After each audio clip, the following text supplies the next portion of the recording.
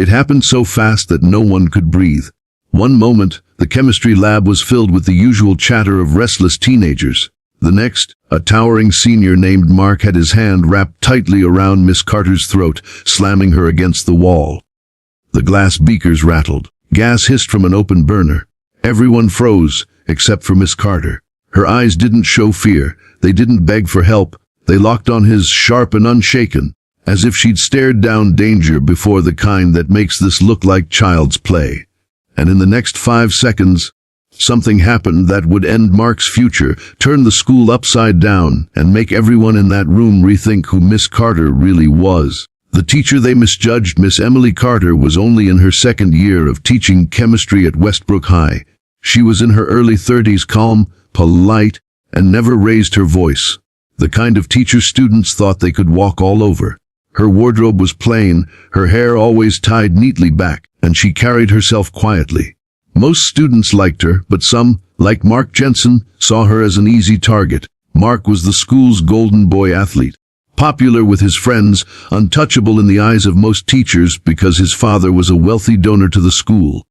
He had a history of pushing boundaries, mocking weaker students, and intimidating anyone who tried to stand in his way. Emily had noticed him picking on quieter students in her class, but every time she addressed it, Mark would smirk, apologize insincerely, and walk away. But that Thursday afternoon, something changed. The lab was noisy, with students mixing solutions for an experiment.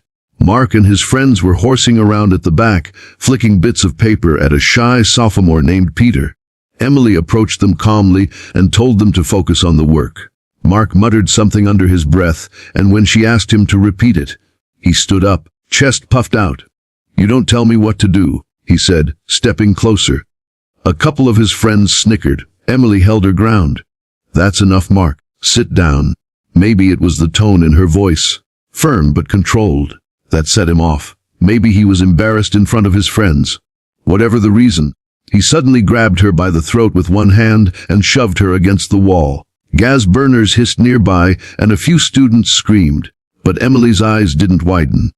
Her breathing slowed. Something inside her switched, something she had kept hidden for years. She shifted her weight, grabbed his wrist with lightning speed, twisted it behind his back, and pushed him down onto the lab counter in one seamless move. His knees buckled under the pressure. The sound of his gasp filled the room.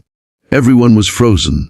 This wasn't just self-defense. This was precision, the kind of move you see in military training videos. Mark was pinned, unable to move, his face red from both anger and pain.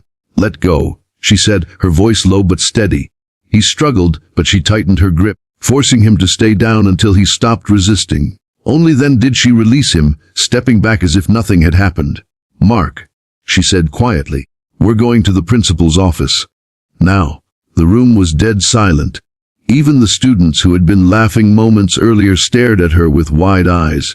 Nobody had ever seen her like that, and nobody knew why she could do what she just did, except for Emily herself. PTER2, the past she tried to forget. Word spread through the school in minutes. Some students recorded part of the incident on their phones, though none caught the full takedown. By the time Emily reached the principal's office with Mark, the vice principal was already there, looking alarmed. Mark's father arrived within the hour, furious.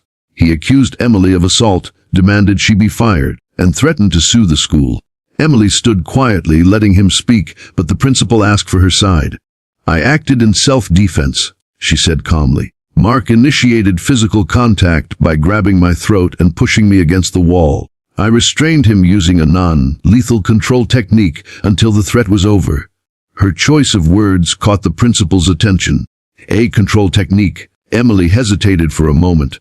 She had spent years keeping that part of her life buried, but now it seemed there was no choice.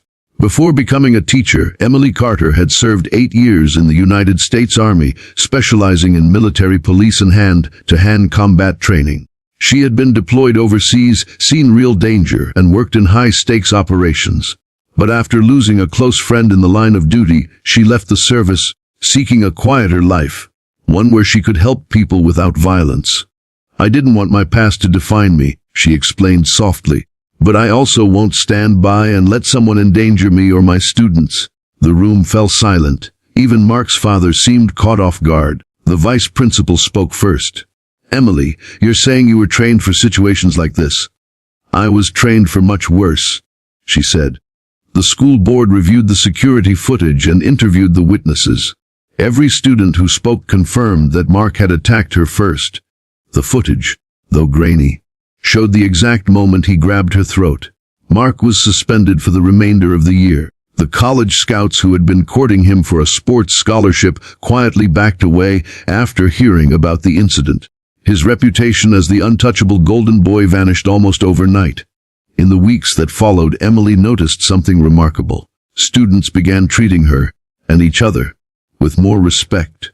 The shy ones walked with a little more confidence, knowing someone truly had their back. Even those who had laughed with Mark before started apologizing for their behavior. One day Peter, the boy Mark had been picking on, stayed after class. "Miss Carter," he said shyly, "I just wanted to say thanks for not letting him get away with it. For standing up for yourself and for us." Emily smiled faintly. "Peter, you never need to thank someone for doing what's right. But you should promise me one thing." "What's that?" "That if you ever see someone in trouble, you don't stay quiet. You step in, even if it's scary." He nodded, eyes determined, and as Emily watched him walk out, she knew that maybe her military past wasn't something to hide. Maybe it was the very thing that could change lives, one act of courage at a time.